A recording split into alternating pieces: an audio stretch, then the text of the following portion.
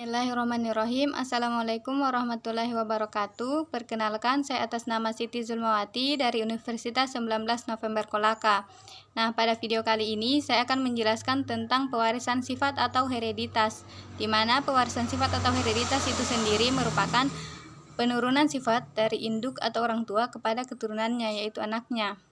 Nah, ilmu yang mempelajari tentang pewarisan sifat ini disebut dengan genetika. Kemudian, sifat-sifat suatu makhluk hidup itu diwariskan melalui sel kelamin jantan dan sel kelamin betina. Adapun sel yang berperan penting atau bertanggung jawab dalam pewarisan sifat ini terdapat di inti sel atau nukleus.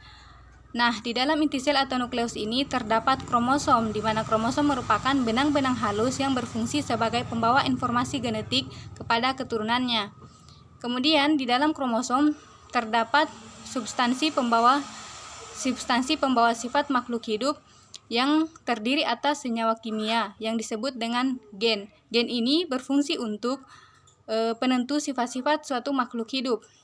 Sehingga dari sinilah dapat kita ketahui bahwa kromosom dan gen inilah yang berperan penting atau bertanggung jawab dalam pewarisan sifat pada suatu makhluk hidup.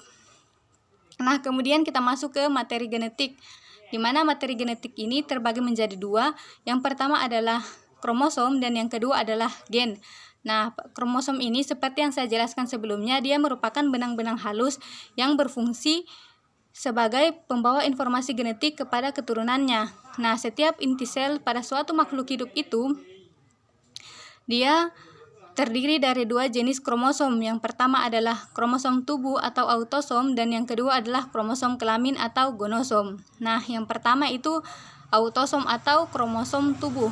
Dia berfungsi untuk menentukan sifat-sifat tubuh suatu makhluk hidup atau suatu organisme. Nah, autosom ini atau kromosom kelamin ini dia terdapat di sel tubuh dan berpasangan, sehingga disebut dengan diploid atau dilambangkan dengan 2N. Nah, kemudian kromosom kelamin atau gonosom, dia berfungsi untuk menentukan sel kelamin pada suatu organisme atau pada suatu makhluk hidup.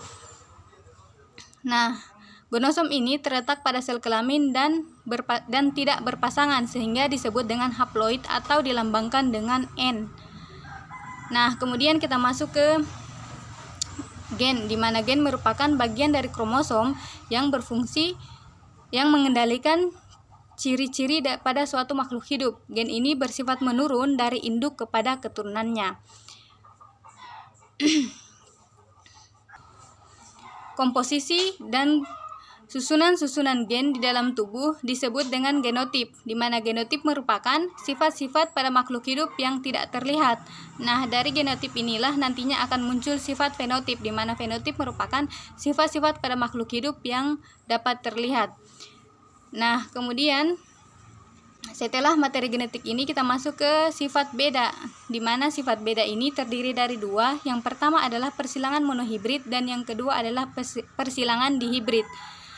Nah, yang pertama persilangan monohibrid adalah persilangan dengan satu sifat yang beda. Maksudnya adalah pada persilangan ini hanya memperhatikan satu sifat yang beda saja, misalnya pada warna bunga yaitu warna merah atau putih, dan kemudian bentuk buah yaitu bentuk lonjong, bulat atau kerucut.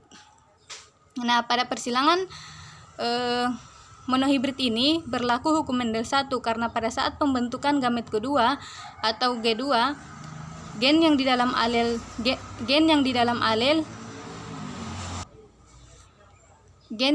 alel yang sebelumnya berpasangan akan mengalami pemisahan secara bebas.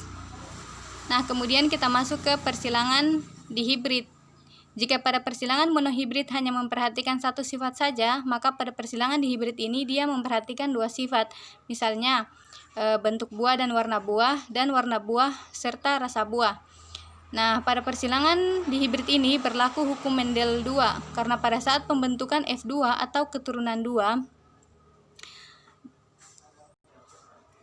gen di dalam alel tadi yang tadinya mengalami pemisahan kemudian bergabung secara bebas. Nah, itulah tadi sedikit pemaparan materi dari saya. Saya akhiri dengan ucapan wassalamualaikum warahmatullahi wabarakatuh. Terima kasih.